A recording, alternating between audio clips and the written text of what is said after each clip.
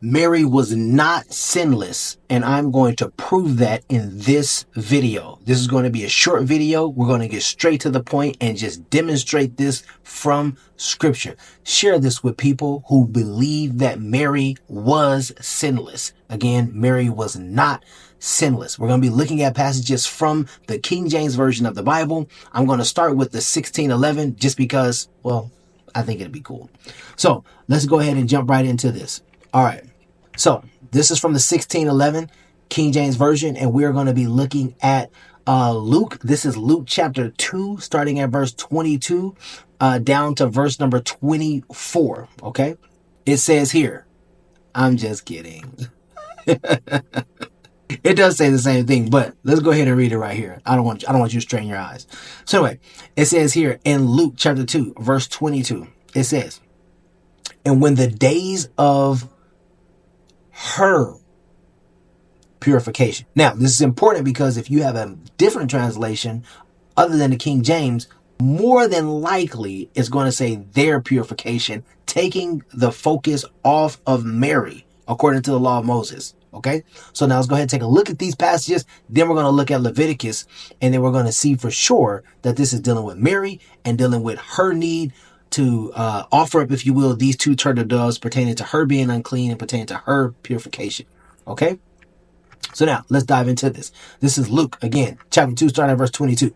And when the days of her, Mary, purification according to the law of Moses were accomplished, they brought him to Jerusalem to present him to the Lord, him, Jesus. Okay, as it is written in the law of the Lord, every male that openeth the womb shall be called holy to the Lord, and to offer a sacrifice according to that which is said in the law of the Lord, a pair of turtle doves or two young pigeons. Okay, so now notice what it says again in verse 22. It says, and when the days of her purification according to the law of Moses were accomplished, as right here, verse 23, as it is written in the law of the Lord pertaining to a woman giving birth to a man child. Okay, it says here to offer a sacrifice according to that which is said in the law of the Lord. And then it says a pair of two turtle doves. Okay, so now we know that Mary offered these two turtle doves. Now let's go ahead and go to Leviticus, and let's go ahead and take a look at these key passages right here. Now in these two passages, we're going to look at verse 2 down to verse number 8.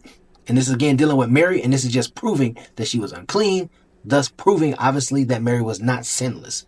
Look at verse number 2 in Leviticus chapter 12.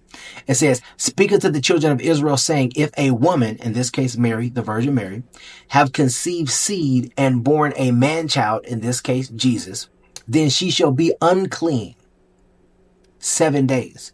She shall be unclean 7 days. According to the days of the separation for her infirmity, she shall be unclean. Separate unday for 7 days, she shall be unclean.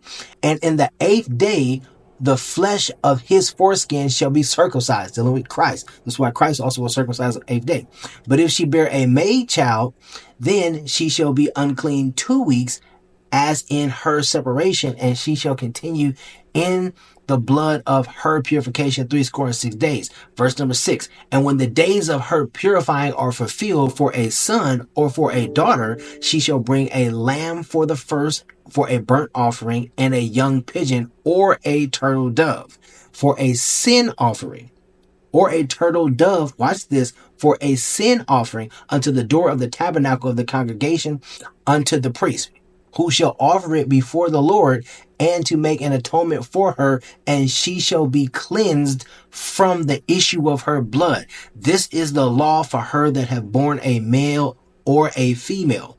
Verse number 8. And if she be not able to bring a lamb, then she shall bring two turtle doves or two young pigeons, the one for the burnt offering and the other for a sin offering. And the priest shall make an atonement for her, and she shall be clean. And she shall be clean. One for a burnt offering, the other for a sin offering. Okay? Now, we know in the scriptures that Mary brought two turtle doves. We know she did. One for a burnt offering, one for a sin offering. Hey, I hope this video has been helpful to you.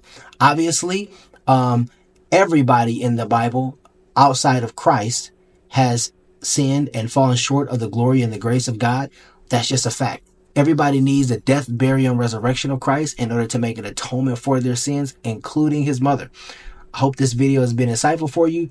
Use this information to help others see the truth and not necessarily to attack or put people down or make people feel bad, but in order to share this information in love so that people can accept the truth and grow in the doctrines. Thank you.